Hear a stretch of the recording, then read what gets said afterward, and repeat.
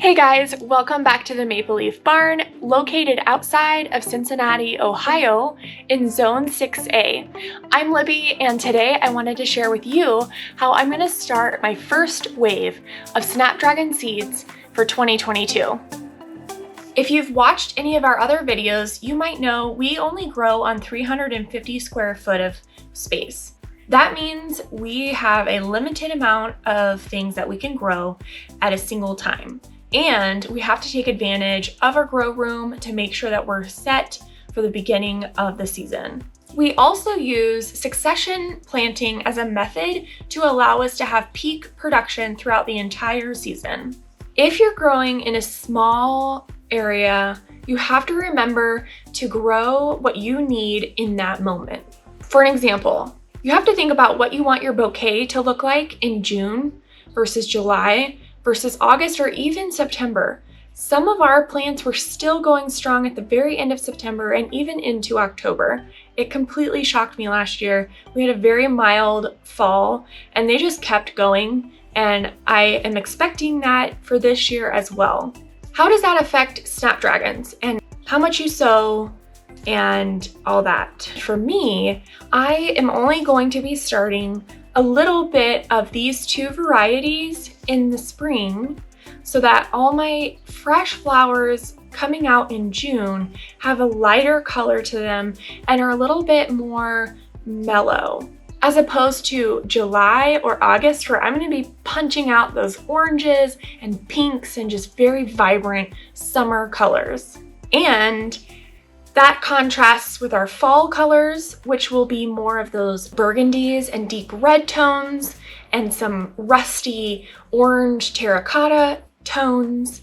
So one thing you need to remember when you're going to sow your seeds in the winter is to make sure that you're sowing the varieties that you want first.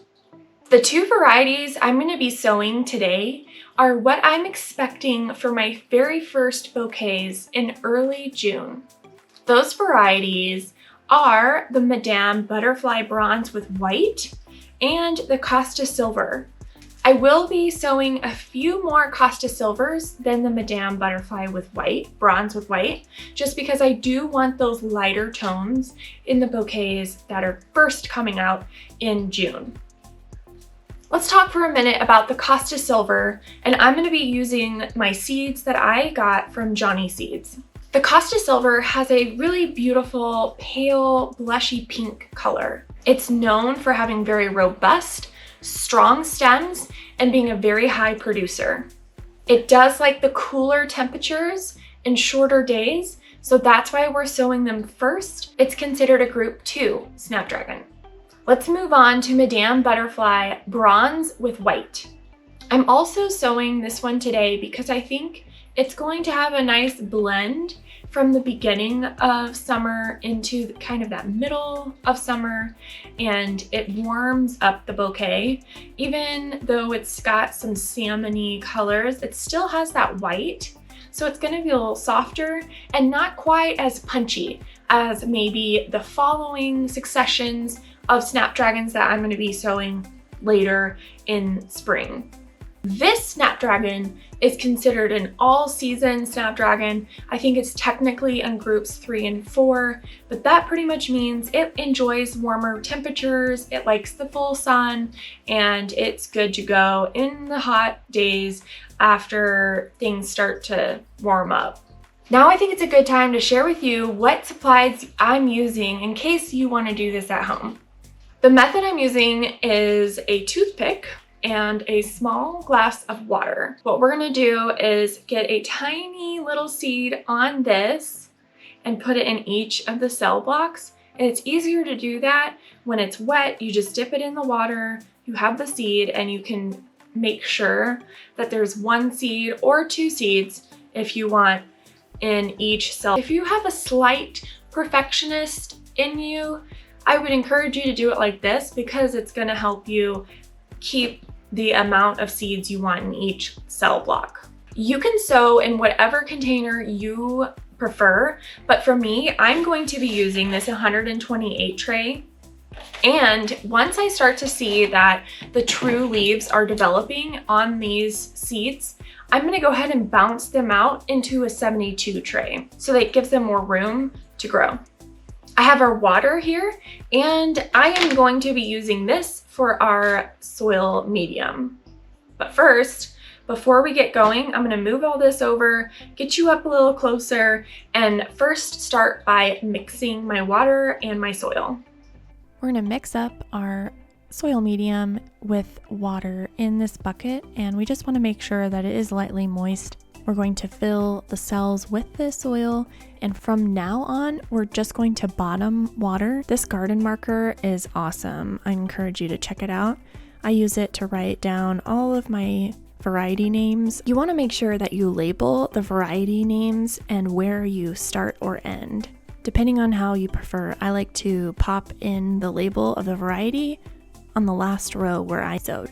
One thing I appreciate about Johnny Seeds packets, they come in a double package, one with the exterior information and the other with a smaller package that includes the seeds.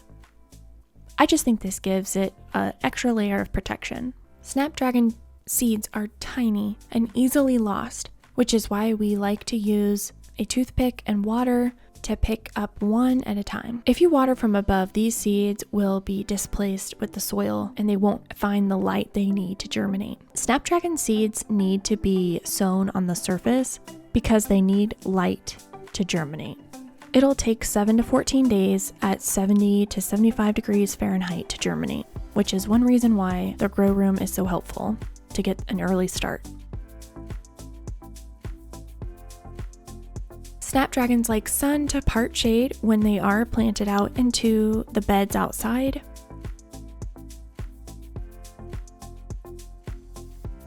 They need to be planted 4 to 12 inches apart. Their stem length can vary between 12 to 60 inches. If you grow a snapdragon as a single stem, the stems can be as long as the 60 inches and get that full height. But if you grow as a multiple cut, also known as cut and come, the stems will vary in length from 12 to 36 inches. The vase life is between 7 and 10 days. The snapdragons are sown, and now we can put them on the heat mats under the lights. These heat mats are from Johnny Seeds, and they will help our temperatures to raise about 10 degrees higher than what it is in the grow room currently. There's a few books or resources that I think it might be helpful if you are interested in growing in a square foot garden, or if you're interested in growing those cooler flowers like snapdragons. Be sure to pick up both of these. This one is called Cool Flowers by Lisa Ziegler. And this is All New Square Foot Gardening by Mel Bartholomew. Thanks for watching, and be sure to subscribe for our next episode on snapdragons. We planted the snaps in 128 trays, but in a few weeks, 3 to 4 to be precise, we're probably going to want to transfer those into 72 plug trays. This will help them have more growth and more room to move around with those roots. Once you start to see the first true leaves, or even a few more, you're definitely ready to transplant to a larger growing space. We're also going to go over pinching and everything that you need to know for when your snapdragons are getting a little bit bigger and are about ready to be hardened off. See you next time!